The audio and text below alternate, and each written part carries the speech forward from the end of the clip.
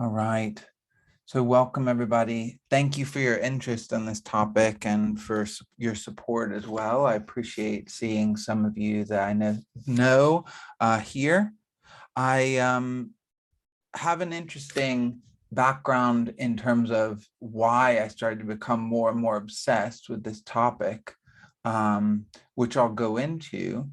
But one of the things that I think is always important for me, at least, is to start with a little bit of more of like a mythopoetic start, if you will, which is different maybe than we do often case. And, right now, I think all of us, we're surrounded by lots of light sources, all the time. We live in a world that is dominated by light more than not at this point, at least apparently for us. And I think that it's really important for us as astrologers, people who work with light, but also with its absence, to start to think about this non-subject that we tend to not think about as much, which is darkness itself. And I'll give various reasons why I think it is an important thing to focus on. But to begin, I would like to read the Orphic hymn, the prayer to tonight. And the recommendation that the Orphic hymn gives is to burn a firebrand, which is a kind of wood that has like an aromatic smell. I shall sing of night, mother of gods and men. We call night Kypris. She gives birth to all. Hear, O blessed goddess, jet black and starlit, for you delight in the quiet and slumber-filled serenity, cheerful and delightful lover of night-long revel. Mother of dreams, you free us from cares. You offer us welcome respite from toil. Giver of sleep, beloved of all. You gleam in the darkness as you drive your steeds, ever incomplete, terrestrial, and then again celestial. You circle round in pursuit of sprightly phantoms. You force light into the netherworld, and then again you flee into Hades, for dreadful necessity governs all things. But now, O blessed one, beatific, desired by all, I call on you to grant a kind ear to our voice of supplication, and to come benevolent, to disperse fears that glisten in the night. And for me, I think that this topic, and I'll cover it a little bit here, this topic also is something that, it's not only something that I was interested in, but many people have been interested in this idea. And here's another poem that I wanted to share from Rilke, which is, you darkness of who I am born, I love you more than the flame that limits the world to the circle it illuminates and excludes all the rest. But the dark embraces everything, shapes and shadows, creatures and me, people, nations, just as they are. It lets me imagine a great presence stirring beside me. I believe in the night. Really beautiful words. I love a lot of his poetry. I've used it on many occasions to try to help me think about things in a different way. And we'll look at Rilke's birth chart at the end. So some of my, the work that I do and my inspirations and influences, specifically also around this talk, is I'm forever, and I'm always with the A words. This has always been a thing with me from an early age, which is that it used to be art was on that list as well, but it's, for me, anthropology is my original background, but I'm very interested in a resurgence of the ideas of bringing forth both by being in dialogue with indigenous peoples, but also trying to understand newer ways of thinking with it, with animism. But astrology has always been there, and I am a practitioner of astro magic. I've stopped saying astrological magic because I think that it's too narrow of a word.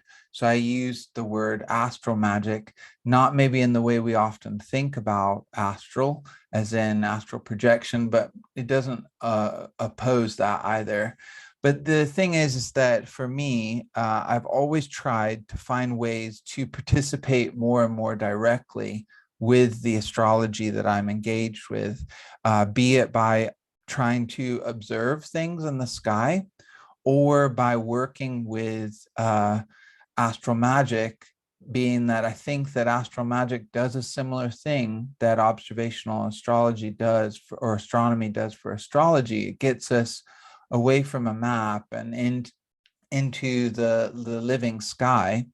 Astral magic allows us to not only objectify and look at things as symbolically inherently, but allows us to engage directly with the forces of the spirits that we are often talking about within our astrology. And so I'm interested in it from a historical perspective, but also as a modern pursuit. This work that I'm focused on now is mainly influenced by two astrologers. One is Michael Ofek, who is an Israeli astrologer, and the other is Jason Hawley, who I think is an American astrologer, as far as I understand. But Michael Ofek really woke me up to, and if you've not ever listened to it, he did a really great interview with Chris Brennan, which I think was where I first was exposed to his work. And I think it's called On Light on the Astrology Podcast. And what is amazing about Michael's and why Michael really factors in a lot to my thinking around some of this is because I think Michael's come the closest. Maybe Robert Hand is like there too, but Michael, I think, has come the closest to really looking more and more deeply at the philosophy of light and how light is kind of at the fundamental heart of what a lot of what we do within astrology. And in the last 2 years, Michael Ofek has been a mentor to me and also someone that I have collaborated on various things with. And so he's been an interesting person because whereas he has often fixated on light, I've started to fixate more and more on darkness. So like somewhere in the middle, we will eventually find something that we both resonate with, but you'll see some of it. I'll mention some of it as it comes forward. But there's a few other people that I wanted to mention that have been important.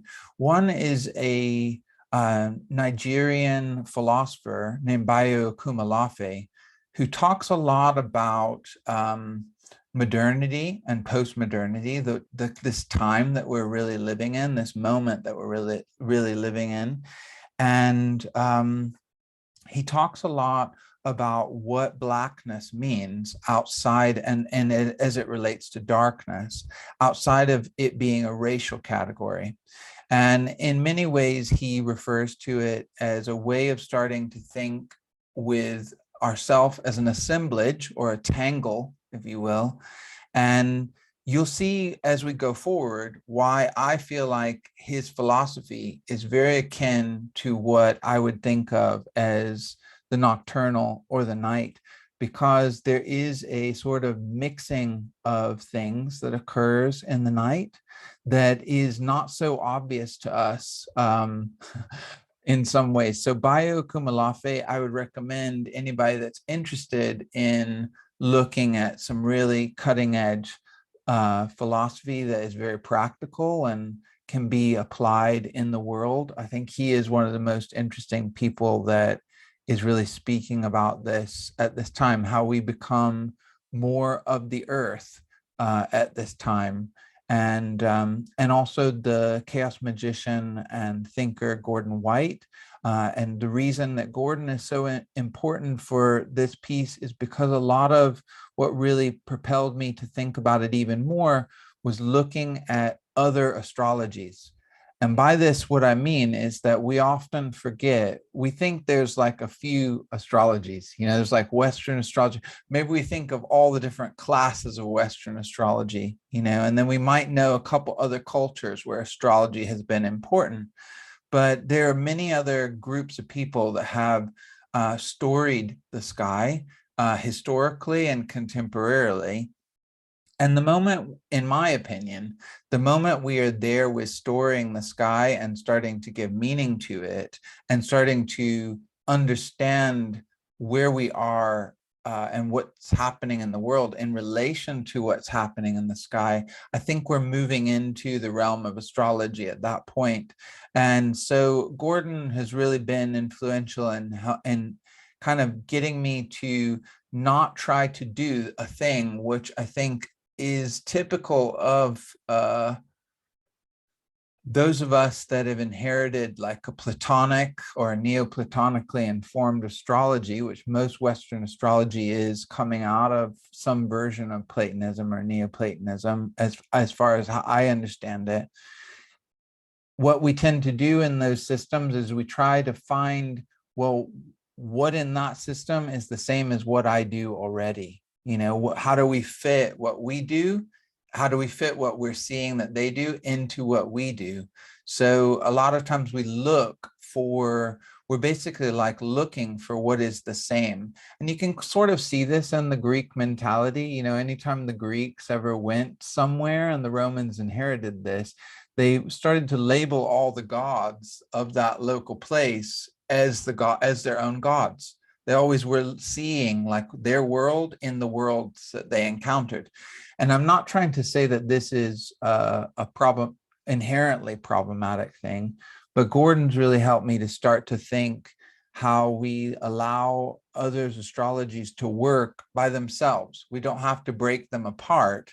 We don't have to like shove them into our categories of 12 and 7, in order for them to work. 12 signs and 7 planets, or however many planets or whatever we want to count at this moment. We don't have to shove it in. We allow it to work by itself. And I'm always inspired by the work of Ursula Guin. I think she's a really interesting author. And if you've never had a chance to read anything by her, I would recommend reading anything that she's ever written. And then over the last 2 years, I have taught a course that has been a free open course to anyone that wanted to participate in it, called The Nighttime of Year. And this course has really started to help me think about having direct encounters with night and darkness and the many others that inhabit this time. So this has been very influential for me because of the way in which it is fed into me thinking about it as I've started to engage with my work within astrology. And again, it's not about making everything fit, back into a system that I'm using, but it does change it. It does change it for me.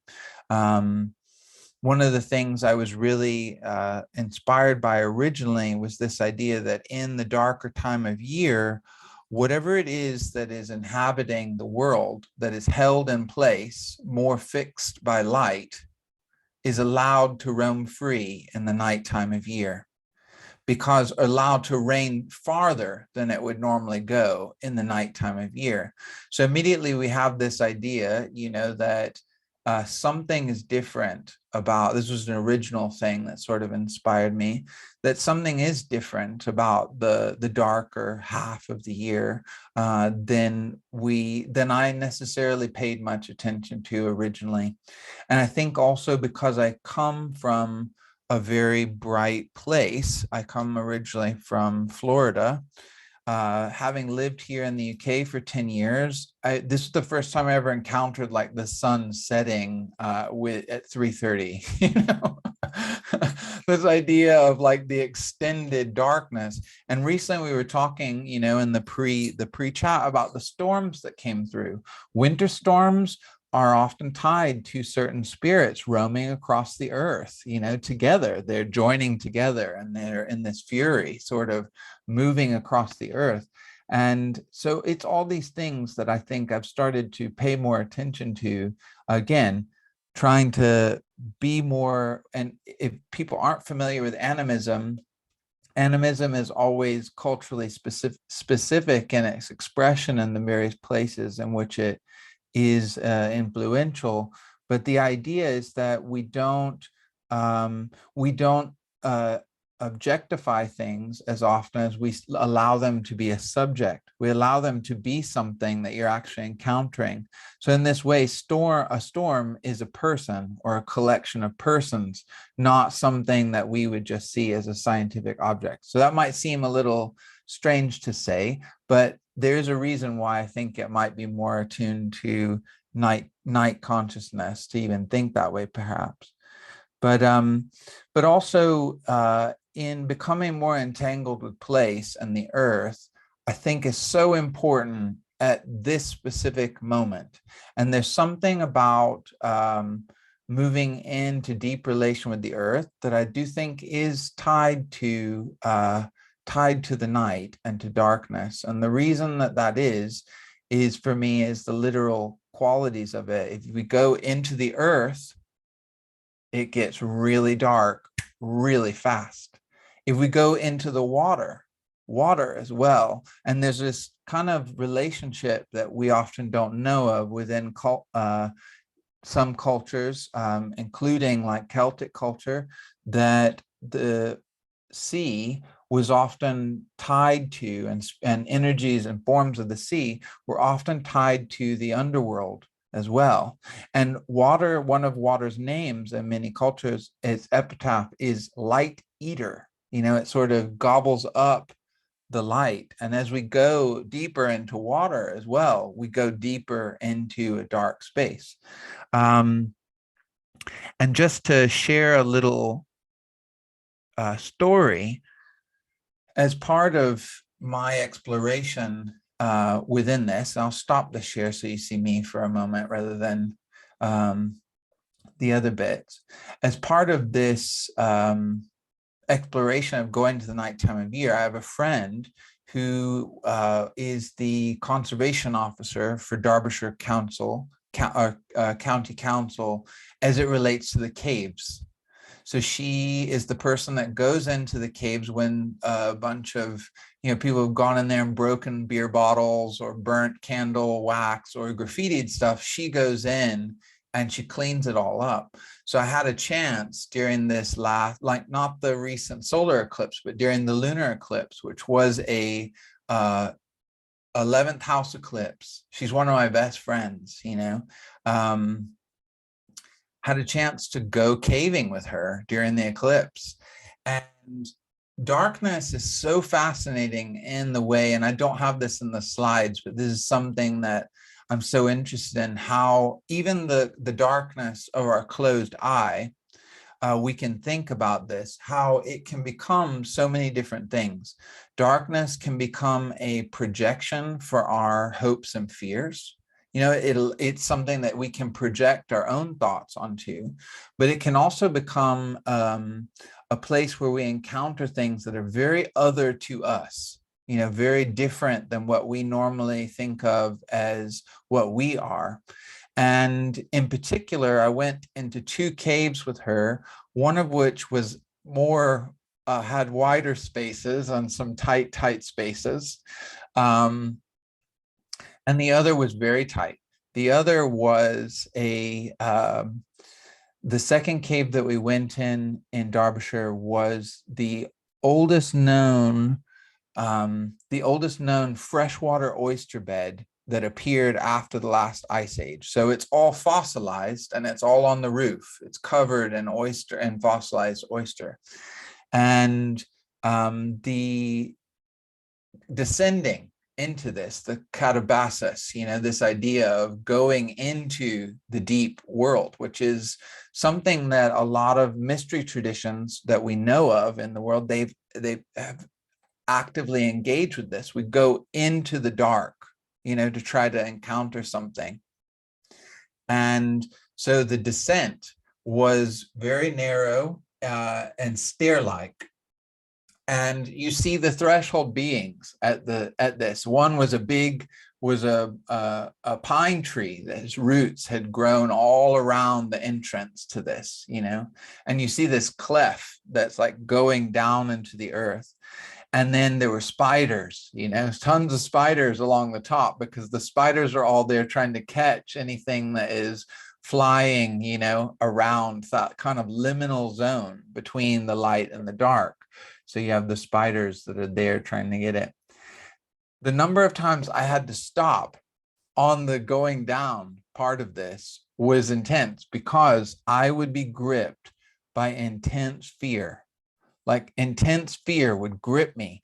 And I mean, it would make me not even be able to move. You know what I mean? I could not move. And so what I'm immediately trying to get at is the sense of the unknown, the sense of going deeper into the dark. There's probably very real reasons why we as human beings have a fear of the dark, and it probably is embedded very deeply within us because of the fact that the way that our vision particularly has evolved. We would not have been able to see certain predators in the dark. We wouldn't have been able to know when they were around us or not. So, I think we do have very real reasons why. But my point is that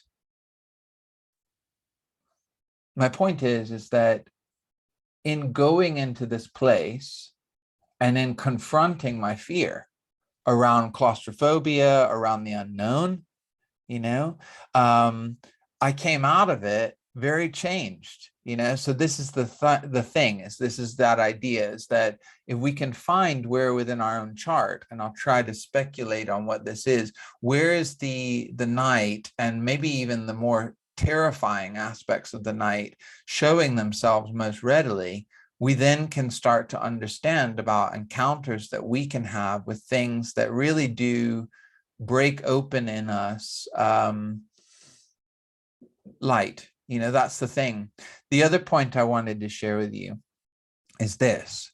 When I went into it, I obviously had a helmet on, I had a lamp, Then we go in, we turn off the lamps, and we're in utter darkness, right? So this is something I had never imagined before until I did this, which was that I thought that it might be like closing my eyes. It's so different than closing your eyes. And I'll elaborate on this when we get to the point. The way in which your memory immediately starts to give you a dark image of the space that you are in is fascinating. You start to see where you are without seeing it. You don't actually see anything. And even the fact that you move your head, how a lot of times when an image has been burned into our eye, we move our head and we sort of kind of almost feel like we're bringing the image with us. But the thing was that I could still for a little while see the walls of the cave, even though we were in complete darkness. But then very quickly, about 20 to 30 seconds into that experience, I started to hallucinate intensely. Like you start to see the geometric patterns that are sort of present within the eye when the eye is not seeing anything. It starts to go very, very intensely. And the other piece that I wanted to share was that as opposed to being out in darkness as we normally experience it, which is that there is sort of a luminosity that is still present in the sky around us. And supposedly it's not, and this is something I'm trying to understand a little bit more, it's not just our eye that senses darkness. Our entire body actually is perceiving light. Every part of us that can be exposed to light perceives it. So then when you are in a completely dark space, your body in its totality has been told you're in the dark now. And yeah, it was just a very interesting experience to have. So if you ever have an opportunity to do anything like this, I would recommend you trying because the thing is catabasis as a word, is a very important movement that is there within a lot of Western mystery traditions. The idea of going into the deep earth as a place where you encounter primordial forms is a really interesting thing. And so the last little bit that I wanted to say about this kind of part of the talk, and let me just share my screen again, was so recently I have been engaged more heavily in work as it relates to Northern European animism. And some people might know this most as like the animism that we would know coming out of Scandinavia. But I think originally the reason I was so drawn to it was because of the connection with the cultures of Scotland. This idea of the Nordic peoples and their involvement with the people of the far north of the UK started to click into making me think about this. And again, the nighttime of year, there are many traditions that are present within Scandinavia and within northern parts of Scotland that relate to masquerading traditions that are present, that start around the beginning of November, but that go well into December and November, or December and October, and excuse me, December and January, one of the months, go into January as well. And so this drew my attention to the fact that this dark time of year does not only hold for this one night that we often think of as All Hallows Eve. We think of it as one night, that it's this one night where the spirits that we might associate with darkness, or the darker time of the year, are given presence in the world more readily. It's actually an entire season. It's the entire time that is there. And the other piece around it was that a lot of the festivities that lead up to Yule and to Old Yule, which many people now argue that it corresponds to the first full moon after the first new moon after winter solstice. So this year it would be in January 17th, would be like a version of thinking about an old timekeeping version of that calendar. The idea that these masquerading traditions we just had last Sunday was, and I, again, from my Dutch relatives, I know the 5th of December as St. Nicholas, the night of St. Nicholas. If you've been good, you put your shoe by the door, by the window, and you get something in the shoe. Nicholas shows up. Nicholas has, in those cultures, there are many different forms of Yulers. Nicholas is one of the ones that brings the Yule, brings this Yule. And the idea that Yule is a holiday that has someone leading the procession. All right. So Santa Claus could be a version of that, or Sinterklaas could be a version of that, St. Nicholas, but also the Frost Mother. She can be one that brings the Yule. So can Krampus. Krampus is the one, the horned, kind of monstrous looking form that bring. And what do all these forms? There's always masquerading, and there is or another modern version that we have is Saint Lucia. Lucia, on Saint Lucia's day, she comes, and there's many different kind of heathen correspondences to what that festival was prior. But again, some kind of frost maiden. The idea is that these forms that are associated with the dark time of the year, they bring forth the light. It's not a battle between light and darkness where light eventually wins. And we're going to talk about this in a moment. It's the dark side, the dark forms are actually the ones that bring the light forward. So you get this very much more intimate relationship between the forms that relate to the dark as being, while they are grotesque, they are very other in that they appear different to us than we might imagine, or they are made up of, they're made up of straw and also animal and like kind of these mixed forms.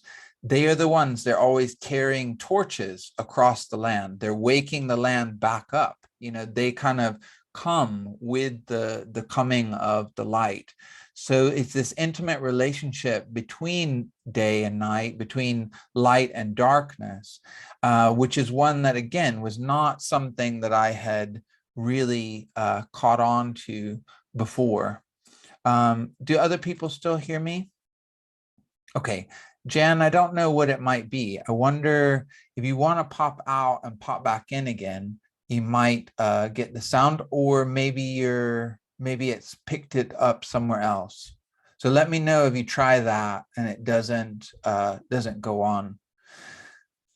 So that's probably enough of that. But the idea that this is the thing that I think I'm trying to get at around it, which is that rather than seeing the dark as being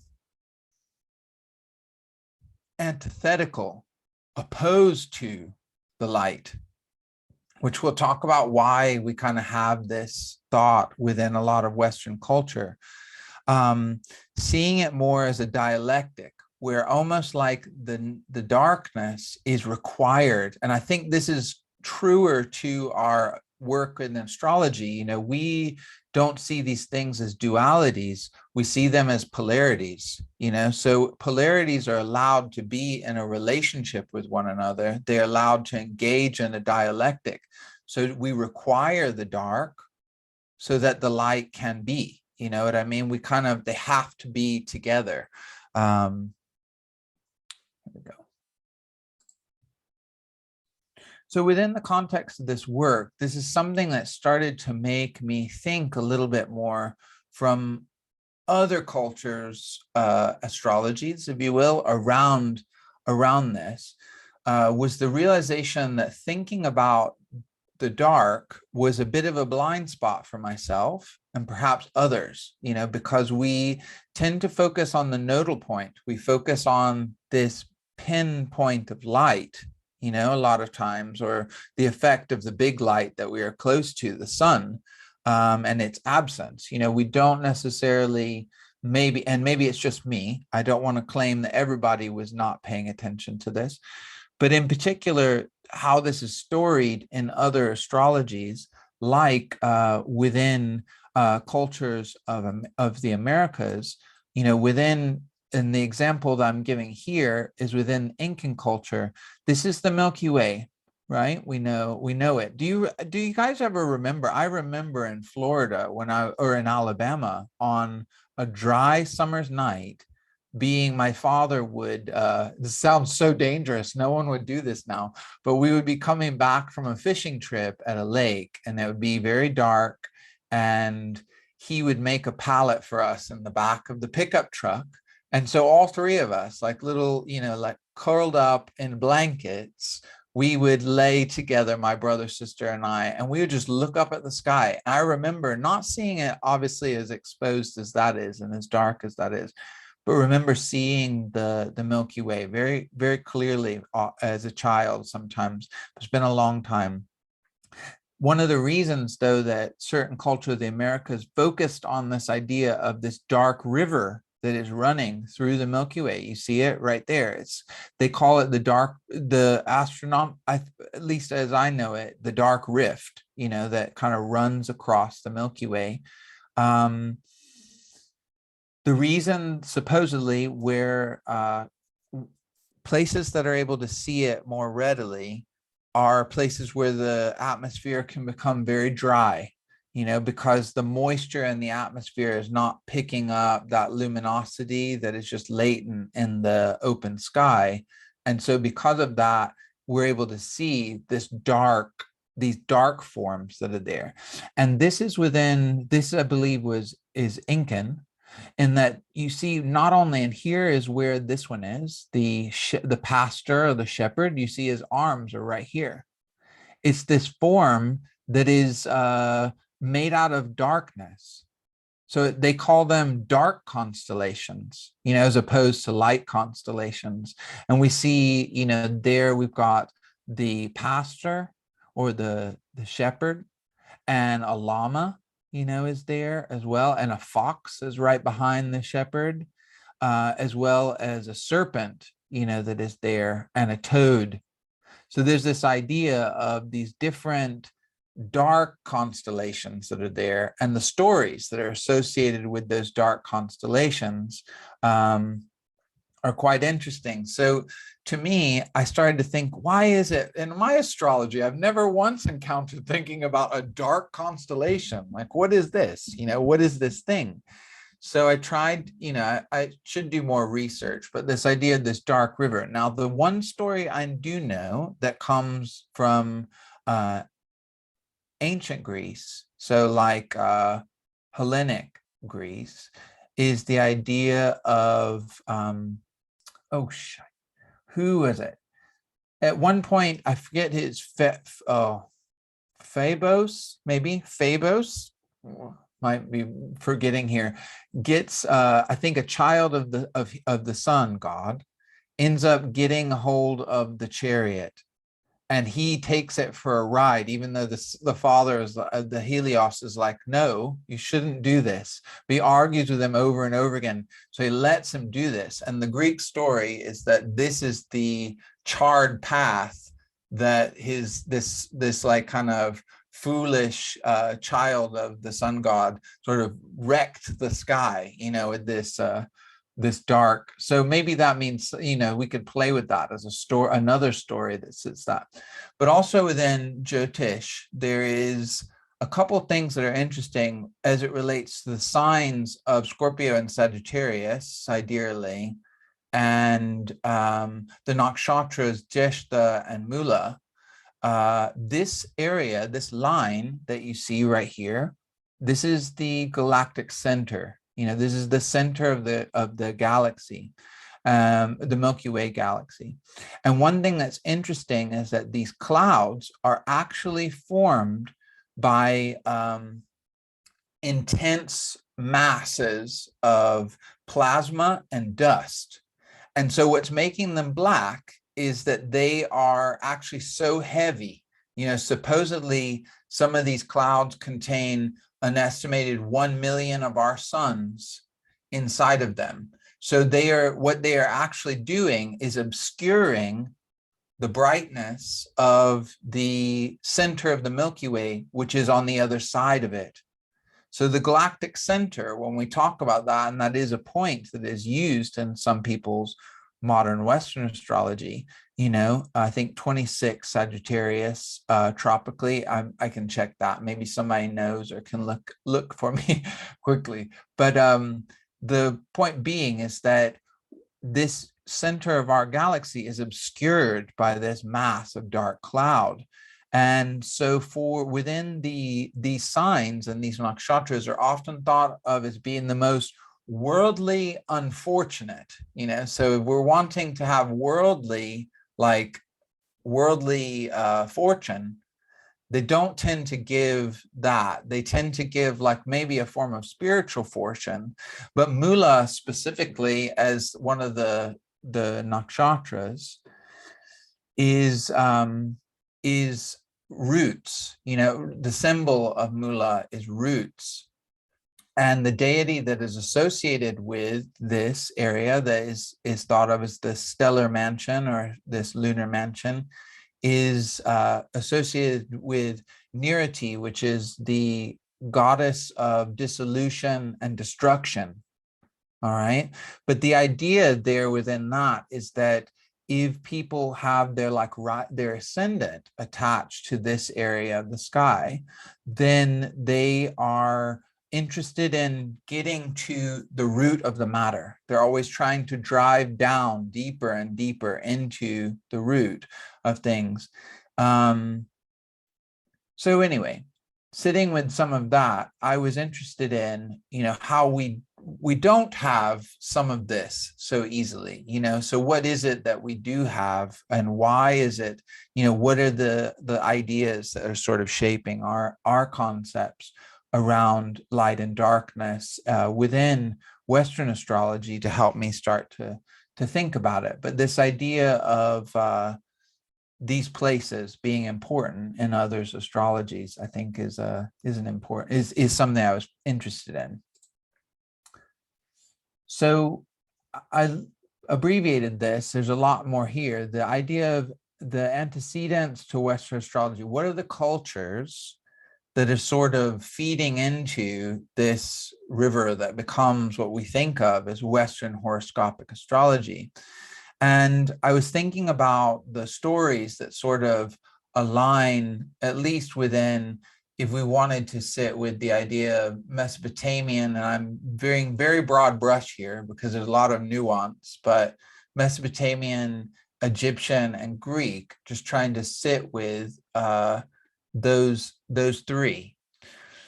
And these were the three threads that I sort of identified, which is that there are typically stories that relate to a hero or a deity that conquers and overcomes chaos, normally in the form of some monstrous being like a serpent, and creates the world out of that serpent. And so we sort of have this already, a lot of the things that, and when we look at the third one, creation, form, I meant from, from chaos, we have that serpent or monster sort of is able to represent, or dragon, even, is able to be aligned with chaos. So then we have the idea of whatever we think of as that hero deity often will get associated with light, and the other, and chaos is closer to night, and darkness. And I'll list why I think that in a moment here. But one of the things that's interesting, if you look at the Norse story, which is that the gods, or again the hero deity, is sort of subduing and making the world order, like of heaven, earth, and hell, is making that order purposefully, and is sort of subduing the beings that are associated with the underworld and darkness, and also with the eclipses, the idea of the eclipses being this thing that is sort of emerging out of this darker place, as one of the offsprings of the big wolf. The concept there is that what's interesting to me is that, and I think why I was drawn to thinking about it from a Nordic perspective, which was the fact that when shit really hits the fan and everything goes wrong and the balance is unstabilized so much that the forces of fire and water overtake the world again, which is Ragnarok, and the idea of, the battle that ensues, and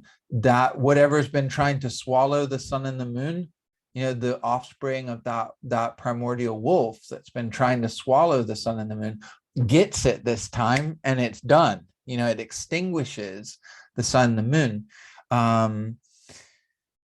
There's a god that will blow his horn, and a whole new world will begin again. So again, you have this dialectical relationship between even what we think of as destruction and creation, it creating again.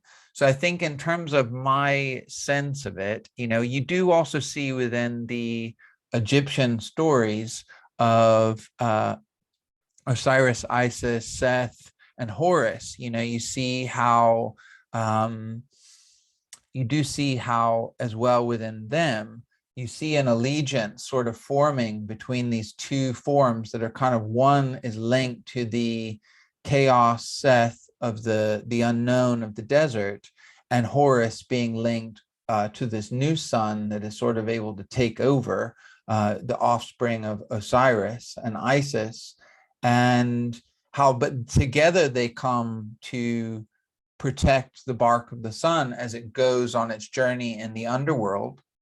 They're both there, and at least that's my understanding. They're both there protecting the bark as it makes its way through from all the crazy, horrible things that are under the earth, and making it successfully through again.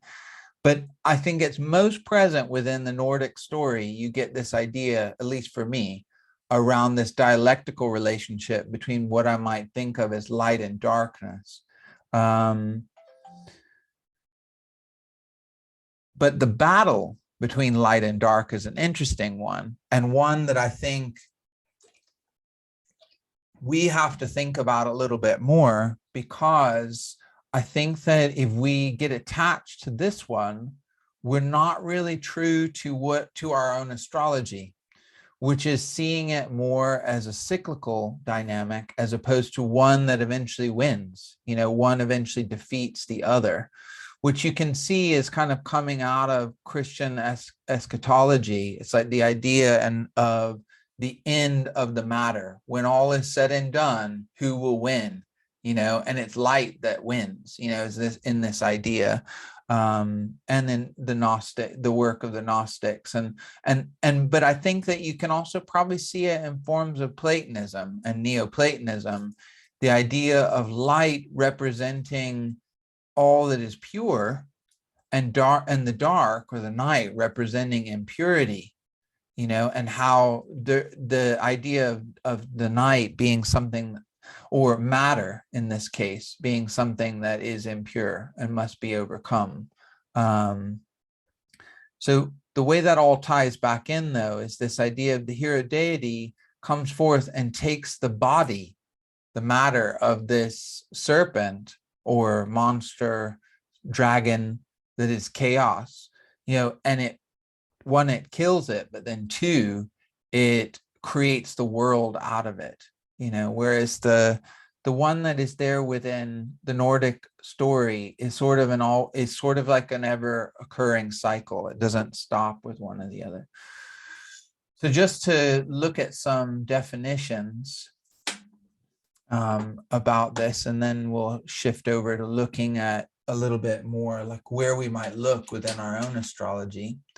So point I'm trying to get at here is that we've got some strong stories that kind of make us, and maybe some strong tendencies coming out of the way that we have evolved to make us prone to hope that light wins, and there may be real reasons why we want that to be the case.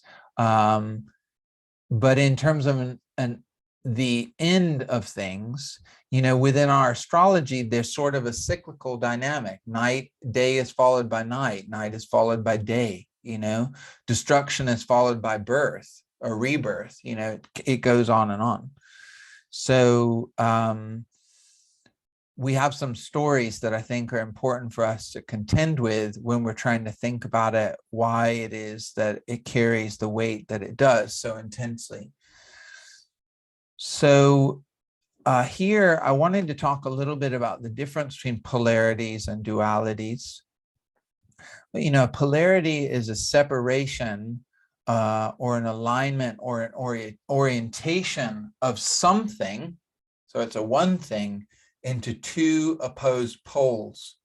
So it's that idea of, if we have something where there are two ends of it, we still have the something, and then we have the two ends. That's a polarity, so we are separating, we're viewing an aligning or orientating something into two opposed poles. That's polarity.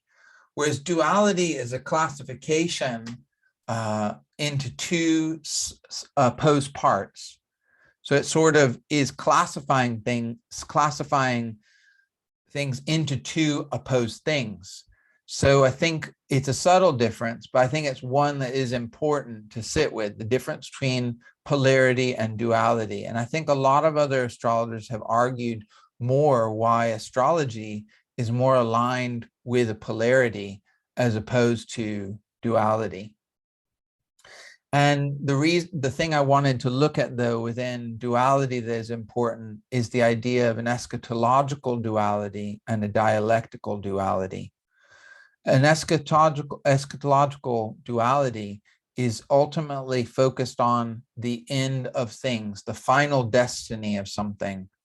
So when we are looking at it from this perspective, we are thinking about which one wins, the light or the dark, who's going to be the final victor. There has to be one that sort of is the end, the final destiny of the soul or of humankind, is spoken of in this context. And we can see that within the Abrahamic religions really strongly. There is a tendency to sort of default to this kind of duality, ultimately the forces of good and evil, and the final battle that they will engage with each other, and who wins, we could argue one or the other, depending on our perspective, I guess.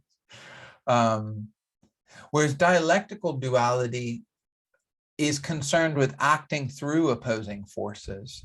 So it kind of goes back to that idea of Horus and Seth, like how they are enemies, but then they come together, for a reason. And so anyway, point is, I wanted to kind of draw our attention to that, because I think when we think about light and darkness, it's easy for us to just kind of go quickly into one of these or the other. Light, I wanted to talk about how the principle of light is very difficult to separate from the principle of heat or warmth. For most of us, if we were to think about most of the times that we have encountered light as human beings in the past, it's the light of the sun and the light of fire, and we immediately know that those things are warm, and within that context also, you see how heat and light are really special in the context of their relationship to life, because with the heating of the earth, as the sun increases in its light, we move back into a new phase of growth, don't we? So one, I wanted to bring those two ideas closer together for us, but also the difference between lux and lumen. The idea here is that lux is describing light that we see through opaque objects. So whenever you see a cloud or like fog and it's illuminated, this is the word that, at least as far as I was able to find out, that we would understand as linked to that form of light, the light that sort of is pervasive within an opaque object, Whereas, interestingly enough, light, like in your room right now that you are in, if you look into the empty space that is more translucent, there is light streaming through it, but you don't see it at all. It's invisible to you. You only see it by it making contact with things that are not able, that reflect it. So you only are seeing the lux in the end. You see that light. But light sources, like the things that are linked to lumen, typically get associated with God or gods, and if we notice depictions of gods, they'll often have or holy things, they'll have like fire, or they'll have like a light kind of around them, but also with the sun and with the moon and the stars, because they are thought to, we could argue that the moon is actually closer to lux, if you wanted to say that, because the moon doesn't really emit her own light. It's reflecting light in the end. So there's some really interesting things even here, that you could start to play with. And then a philosopher that is able to really look at his work a little bit more, talking about what are the corresponding pieces to this as it relates to darkness, are one, obscuritas, which is kind of like the idea of, again, a little bit more thought to be related to lux, where something will occlude something else, it makes it invisible, it obscures it. And then tenebra being the idea of darkness in and of itself. And I don't know if any of you grew up within a church that in the days before Easter, before Jesus' resurrection, there is a festival of darkness that occurs, where it's kind of like there's choirs would often perform special songs at this time in this period where the Savior is left, this idea of it being in darkness. And interestingly enough, in folk custom in the worlds that Christianity was so important, it was these 3 days before Easter that if you wanted to talk to the devil, if you wanted to get up with the things that were the evil things, you could do it more now, because Jesus hadn't been reborn yet. He hadn't come back from wherever he went. So the idea there is again this idea of kind of darkness in and of itself, similar to how lumen is sort of light in and of itself. And then the relationship between darkness and cool or coldness, and so again, we kind of have various degrees of which we could play with this idea of the cold things or the cooling off of things. And then again, we have the concepts that sort of emerge that are related to these about day and night. But similarly, the idea of visible and invisible, this is something that Michael Ofek has really tried to talk with me more about, which is the idea that when, and we'll look at this when we look at more specifically at the astrology piece, which is the invisible. When something's not visible to us in Earth, it means that it's up to something in the invisible. It's busy in an invisible direction as opposed to a non-visible one. Similar to how when we looked at Mula and that dark root, that darkness that is there, it's when it's not visible to us, it's like penetrating down into something that is darker. So it makes us think, when it's non-visible, is it more akin to these things or not?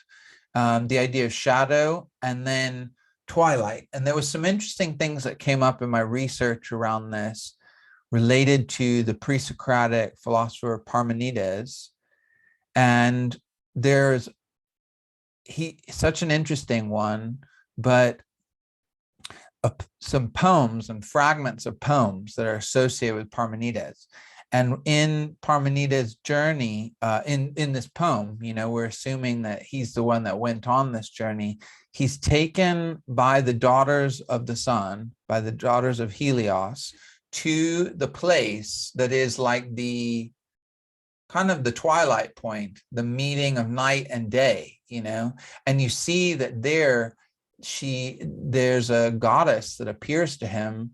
And some people argue that it is Night herself talking to him at that time and saying how the true truth, if you will, is not something we can ever point to or define. It's always exists in a wholeness, and you see with Parmenides this idea of kind of why it's almost like a non-dual philosophy, non-dual perspective that he's sort of trying to come up with in the end there, which I wonder how much sometimes, because our astrology is so based in polarities, how much we're actually also meant to kind of move in a non-dual direction. But this table that is next to us, I think probably many people are familiar with already, the table of opposites of Pythagoras, and this is described by Aristotle in the Metaphysics.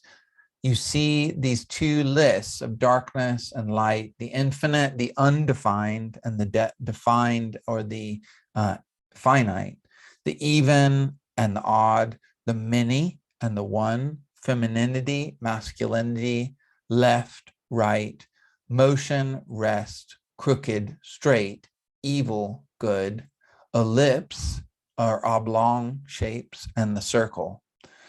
Some people also say square there. I've seen that as well. But the idea of these two lists that are sort of defined there, these opposites, you know, that, and a lot of the work that I've been influenced by sort of is trying to help me, has tried to help me understand how a lot of the fundamental designations of the signs themselves are kind of tied to a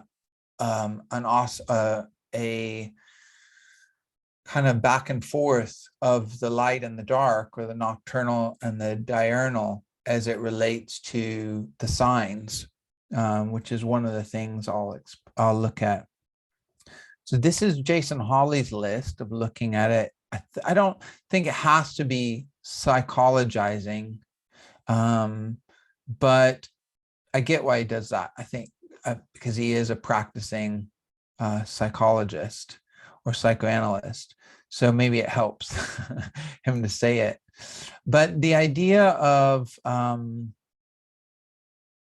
night being able to represent a psychic multiplicity, you know, that we, as opposed to the day, which is a psychic unity. And feel free to screenshot anything. I meant to say that at the beginning, you know, because there's more in there than I will end up covering.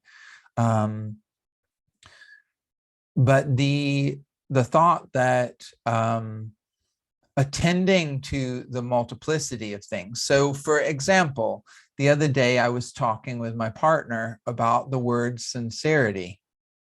All right. We can look at sincerity from all different angles, but sincerity in its origin, or at least its etymology, it's tied to wholeness, something in its wholeness being shared, you know. So now we do link it to unity or to candor or truth, you know. It's the thing that is true. But what happens with you if you are recognizing that you have multiple things, multiple forces, multiple agents within you that are not all in agreement about something? Can you still be sincere? You know? And I said, yes, because you are sincere when you wholly represent that, you know, you represent that wholeness of your non-decisiveness around something, you know. And so this idea, it's kind of like, for instance, if you look at the work of Jung, there's the focus on the self as being the thing that is kind of at the center of everything. It's a very solar concept, I think, in that way. Whereas if you look at James Hillman, another archetypal psychologist, he talks about how it's more like a polytheistic experience of self, you know, that we are made up of many gods and many spirits within us that don't always agree on everything. You know, and that they're not there to be reconciled. They're not there to be kind of put into place. So you start to see here where I think, at least, like the day and the night, or light and darkness, you know, he's more focused on day and night here, or because it's around sect. But the idea that that everything can be unified, you know, the difference between history and memory. Your memory is personal to you. It is subjective, you know. Objectivity is this idea of events that can be verified, you know, so we can see the difference between those two quite quickly. The night brings forth dependence, whereas the day is about independence. We could pick any of these and start to look at them. Blurriness and distinctness. One that I would like to bring our attention to, though, is the idea of the night being tied to the embodied. And the reason that I would say this is that we live in a very detached, not that it's only because of the daytime focus, but we live in a very detached moment. And by that, I mean, how much do we feel like we are embedded or entangled within the place that we are? This is why I went back to the stuff around night. The desire to be fully of the place that you are is, to me, a very nighttime impulse, whereas the idea that we can be detached and disincarnate, this idea, the day consciousness almost has this idea of being like a objective observer. So what I'm trying to say is, what if you are a subjective entangled form in the place? You have a stake in the matter, you're positioned, you're within the territory itself. It's no longer about the map that we're looking at. We are in the terrestrial realm. We are not just like drifting off into the celestial. Anyway, the point is that I think that these are some reasons why we should start focusing on this a bit more. Maybe as a culture, it's important to focus on it a bit more. Maybe that's what I'm trying to get at. Not necessarily as an individual only, because I think that's where the astrology of it comes in. So just having a look at where we might start to focus when we're looking for where we would see the night and darkness within what I'd say is like more traditional astrology, and then more modern, like a little bit further modern, which I think within traditional astrology, and of course within contemporary astrology or traditionally influenced astrology, the moon has a lot to tell us about this because of her fluctuations. The moon can tell us a lot about darkness, as the moon can also tell us about light. So I think that it's the fluctuation of the moon itself. And if you look to stories, we can start to think of stories that are linked to lunar forms or lunar deities, and just to focus maybe on the Greek, we have Hecate, who's that threshold guardian, that is sort of there, is thought to be sort of in that in-between space, definitely, but is also aligned with nocturnal forms like wolves or dogs, and is also closer to the things that are associated with the dark, like the dead, or we have Artemis, who is closer to the animal world, the idea of being embedded within the animal world, seeing the human as an animal, being drawn into our instincts. So we can look to the moon. We can also look to the nocturnal sect, the moon, the Venus, and also Mars, and their placements within the chart. So to me, I don't necessarily think we could look at figures that have a nocturnal chart. They have a chart where the sun is below the horizon, but I don't think that that's all we have to look at. We could look at the nighttime sect planets anyway, and the luminary being the moon. We could also look to the nocturnal signs, which is the water and the earth signs. Anytime a planet is in a nocturnal sign, it is participating within that nocturnal place. And the idea within traditional text, the idea that things that are promised by planets that are in diurnal signs or daytime signs happen quicker, whereas the idea of a nocturnal sign, there's something slower about what comes about with them But I think that even implicit within that, we see there's something more of the night or of the dark.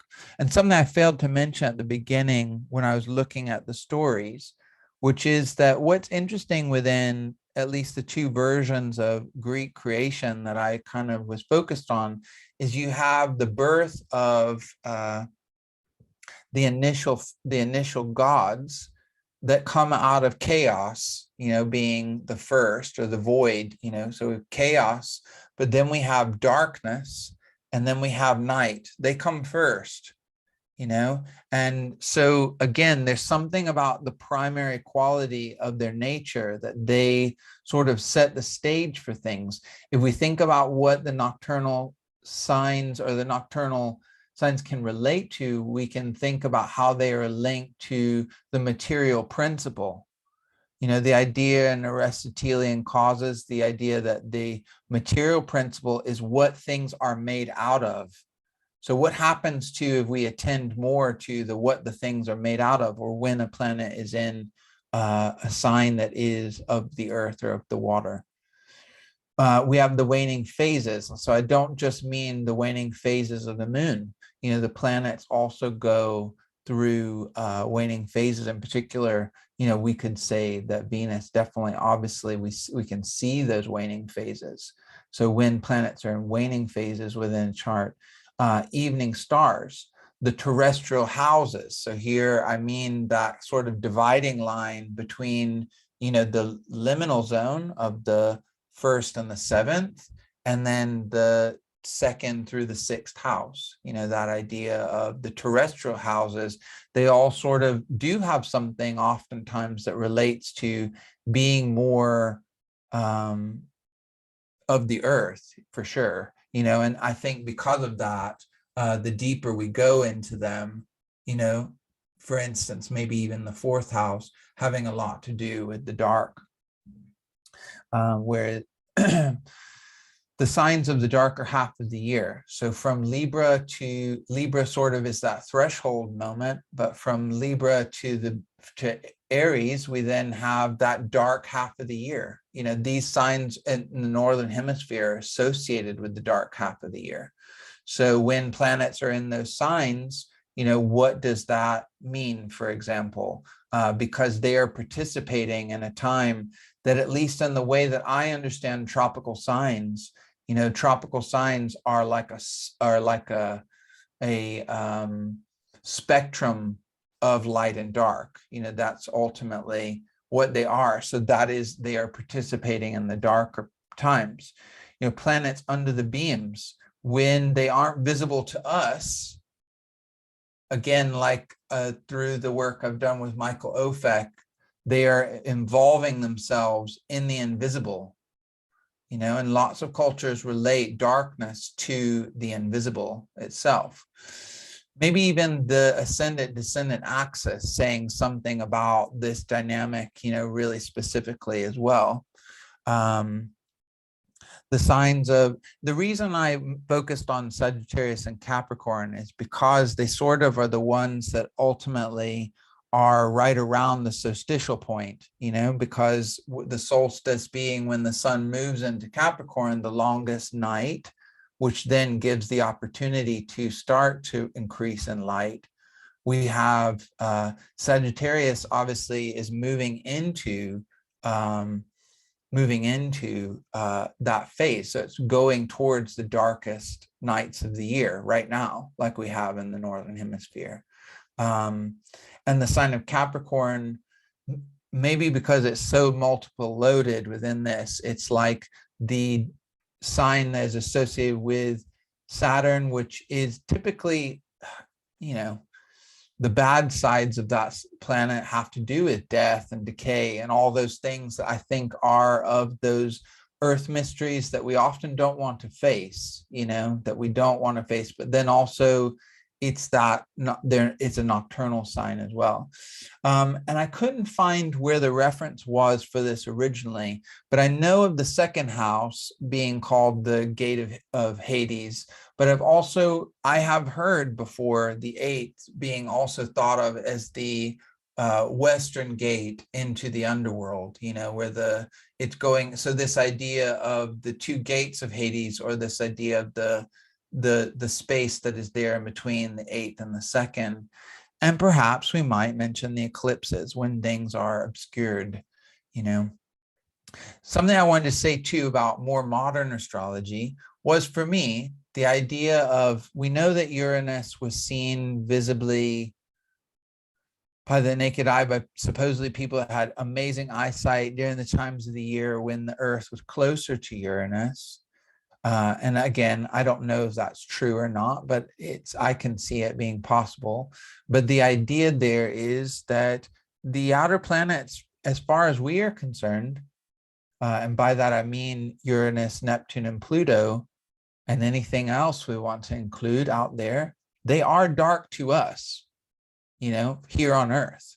So what is it, say I meant to add them, something, again, speculation, what does it mean? Obviously, you could see with Pluto very quickly the potentiality there, and also maybe with the others, but it's just something I would say, do they have something to say about darkness as well, because of the fact that they aren't visible to us unaided.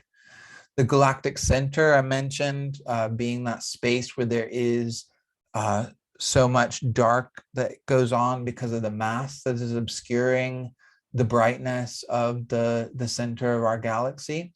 And I reference here Michael Earlywine. He wrote a book called The Astrology of Space. And in that book, again, it's not something, I think there's always like a gazillion books that you can have. But if one is ever interested in every single object that is known to us through modern astrology, at the time that he wrote it anyway, being theorized in terms of an astrological perspective, and then also projected onto the ecliptic, so we have like a zodiacal degree to talk about it. Michael Earlywine is definitely a place, the Astrology of Space is definitely a place to look, because he talks about these voided spaces, and also these black masses that are there. And I didn't get to go into it much, but I did do a bunch of research on black energy, and black energy, and what is it? Sorry, dark energy and dark mass. Is that what it is? I missed the words, just escaping me. I did do some research around it, but I wasn't able to synthesize anything that I thought made sense. But I think that's, again, there are spaces in that are heavily voided and then full dark matter. Thank you, Anna. That hold this kind of form, that is there. So with that, we're right at the end. Here is the birth chart for Rilke. And, the thing I was interested in and looking at this, let me see if I can get my pen. I felt like I had like 20 or 30 different ones that I was looking at, but I thought we're never going to have time to go through all of that. I hope you got something from my speculative part of this. I have been told before that what I do is maybe not actually astrology anymore until I throw up a chart, but I think that has a very limited form. That's a very daytime thought, in my opinion, because I don't know if you checked, but this is a map, everyone. This is a map. So it is very daytime. But a couple of things I wanted to point out here that I do think is interesting is we do see that the Lord of his ascendant, Mercury, is participating in a nocturnal sign. So there already, to me, that would make a nocturnal emphasis, around him. Yes, it is a daytime, like it is a day star, Mercury, but I do think that is interesting. The other things I thought was interesting was the fact that his moon is obviously it is waxing, it was something that I had focused on, this kind of opposite, but it's not necessarily full of light yet. So I was interested in that as a as a perspective as well. The other was his presence of his sun in that area that I was talking about. This whole area is an area that is going towards the darkest time of the year. His Venus is just far enough to be a way to be an evening star that is visible. And so he's got an evening star Venus and an evening star Saturn and an evening star Mars. So there's a lot of evening stars that are participating in his chart. And then also, even though it wasn't in Capricorn, because there were a lot of charts I looked at that had immense Capricorn energy that I kept wanting to bring forward, but I just couldn't find a way to really fit so many charts in the end. But the idea of his moon being ruled by Saturn, and I don't know how much people know about his life. He has a really, in terms of his thoughts and the way that he's able to express things through poetry. If you've not read his poetry, please do. But he's the one that wrote that poem in the beginning about believing in the night. So I was fascinated. What is going on with this guy, you know? And the other piece I would say is the moon being ruled by Saturn, which is that sign that the planet that I would maybe, even though it is of the day sect, give kind of the responsibility in the way that I think about it anyway, with death and decay and its importance of things. But it's there with his moon, you know, and it is a very tight applying aspect between Jupiter first and then Saturn within terms of where's the moon going.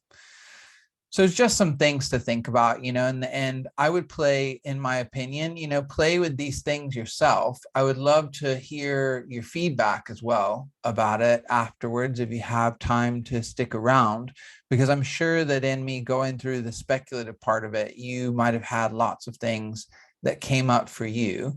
The only other thing that I meant to mention is the fact that, you know, he has a predominance of classical planets below the horizon.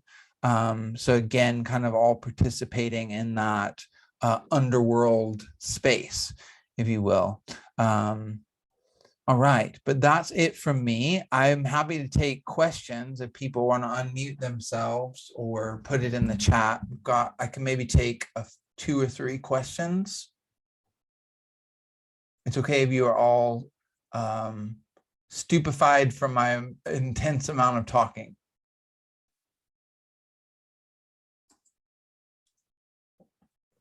No, that was lovely. I really enjoyed that. I was quite intrigued by the idea of night vision versus day vision. And yes, I'm well aware of the fact, and you could do a piece of research on this, that a lot of people I know have they won't drive at night. They have problems with night vision. And as a nocturnal chart myself, I don't. And I love traveling at night. And I haven't done a study. I immediately wanted to do a study, and it's dead simple. I could ask people, everybody in the room, you know, are you a day chart or a night chart? Do you like traveling at night? And, you know, it would just seem so. Can I ask you a question, Anna? Is it driving at night or is it all traveling? Oh, all traveling at night, walking at night, walking in the dark. I lived in a cottage in southwest Scotland with no electricity for 3 years. Wow. So, you know, you got really good night skies. It's also now in a designated dark sky area. So, cool, you know, going out at night or visiting my other friends on the farm and just walking back over, you know, through the night, all times of the year, was, as far as I was concerned, a fabulously spooky and fantastic experience. But you know, there was starlight was just to die for. It was fabulous. The vision. I believe it.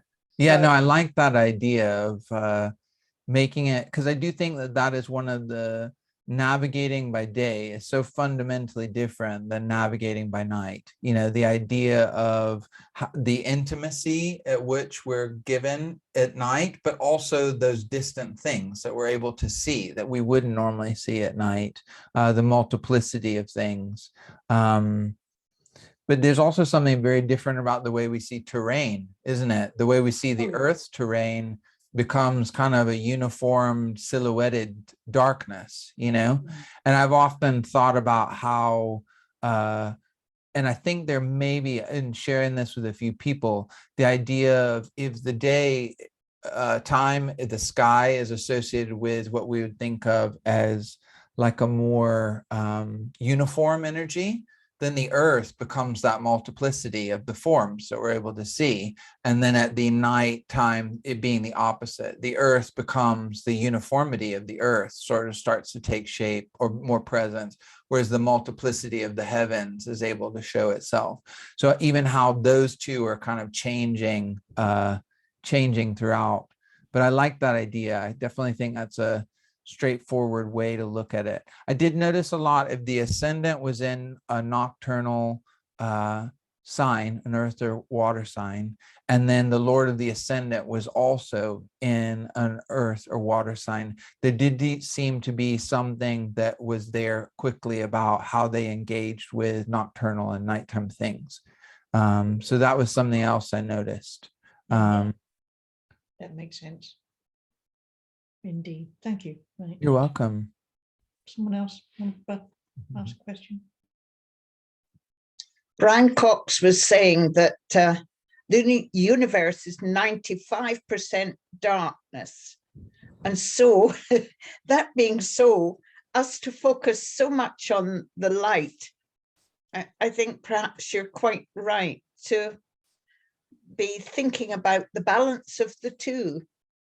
And the more that you spoke, the more I realized that the brightness of the sun stops us seeing the immenseness of the universe, and the opposite, the darkness that you experienced, you know, going into the caves, throws a whole something new into experience that I've never had. But I do have a friend who went blind, and I do wonder whether he went through the traumas as well. I'm going to ask him. Anyway, that's another subject. Yeah, no, it'd be curious. There was a whole nother thing that could have talked about with blindness as a thing, you know, that I do think there is something to kind of explore around that as well. There is a really interesting French philosopher who now called himself a non-philosopher, and I forgot his name. Let me see if I can find it while I'm talking to you. But the point was that his philosophy really focuses on how when we see because so much of what we're doing is projecting our view onto the world, which I do think you do see this to a certain extent with the day sect. You know, you do see this idea of projecting some thought onto the world. We don't actually see anything, you know, is what he's saying ultimately, that we have to learn to see darkness, or we have to learn to vision darkness in order to actually have a true vision, is what he's trying to get at. And yeah, so there was a lot of things around that I found really interesting. I'll look for his name if anybody else had a question. You just made me think about echolocation. I've done lots of experiments with darkness. Yes. And I often wander around the house in the dark. I don't bother putting lights on. I know my layout of my house very well. But I'm very aware that when I'm doing that, I'm paying attention to the sounds carrying slightly differently. And sound waves and sound, what was it? W.B. Yeats had a whole thing about sound at twilight, that it carried differently. It not only did the light waves go through a denser bit of earth atmosphere as the sun sets or rises, it goes through thicker earth atmosphere, which is why we get all the sunsets and sunrises. Definitely. He also, I think, was arguing that, of course, we could see the otherworldly creatures during twilight. And so there is something special about that in time, but that's not astrological, and I don't know. It's just Well, the thing I would argue, though, is that the moment we start trying to ever find how we would talk about that from the perspective of our astrology, we have to understand what you're saying to become astrological about it. You know, so this is kind of the thing I would always argue, is like sitting with it from this other perspective is ultimately, in my opinion, how we've come to know our astrology as it is already. So sitting with things that we don't necessarily have ways to identify within the way we work, I do think is an important way of trying to crack it open. I think one of the things I struggled with around doing this is I have a day chart. I have the sun on the midheaven, you know, in Aries. So it's very bright, right? It's got all that going on. But then I have my Lord of the Ascendant is the moon in Capricorn. So what I've always been interested in, why is it I've always been obsessed, probably also terrified by the darkness. Do you know what I mean? But it's almost like that fear that has drawn me in there. But why is it that I have participated more with the care and the deaths of several elder members of my family? Within my family, that's something that I have more experience than anybody in, you know. So point being is that it's sort of like those confrontations with the unpleasant parts of things that are there for me. And when you were talking about orientating yourself in the day, I immediately thought about it with my husband has a night chart. He turns off every light and closes every window. You know, this is something he does. Whereas I turn on every light and I open every window in the house, you know. And so maybe it's not with the opening of the window, but it is some things there. You're right about the obsession with, I'm always like, turn on the lights, you know. And I wrote the name Francois L'Oreal. I think it's how you'd say it. He's the philosopher there. But he's very old now. I think he's in his, I think he was born in 1933, maybe. And so anyway, point was that it was a blind spot for me, and trying to think about it more readily. And I think that within Platonism, if you're not familiar with Platonism and Neoplatonism, I do think it's worth trying to understand it a little bit better, because it is very important in how the origin of astrology is there. And if you are more familiar with that aspect of the history, you will see how many Platonists were very anti all the things that were associated with the dark.